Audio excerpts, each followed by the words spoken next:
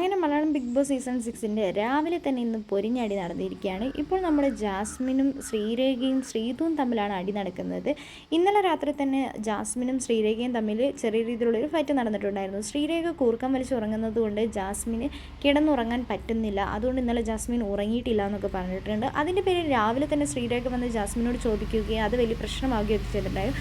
ഇത് കേട്ട് നമ്മുടെ ശ്രീതു ഇതിൽ ഇടപെടുന്നുണ്ട്. അപ്പോൾ ശ്രീതു ഇടപെടുന്ന സമയത്ത് ജാസ്മിൻ ചോദിക്കുന്നുണ്ട്, ഞാനും ശ്രീരേഖയും തമ്മിലുള്ള ഒരു പ്രശ്നത്തിൽ നീ ഇടപെടേണ്ട ആവശ്യമില്ല, നീ ഇതിൽ അഭിപ്രായം പറയേണ്ട ആവശ്യമില്ല, നീ നിൻ്റെ കാര്യം നോക്കി പോയത് എൻ്റെ കാര്യത്തിൽ ഇടപെടാൻ വരണ്ട എന്നൊക്കെ പറഞ്ഞ് ജാസ്മിൻ നമ്മുടെ ശ്രീതുവിന് നല്ല രീതിയിലുള്ള ചീത്തൊക്കെ പറയുന്നുണ്ട്. അപ്പോൾ ശ്രീതു നല്ല രീതിയിൽ അങ്ങോട്ട് പറയുന്നുണ്ട്.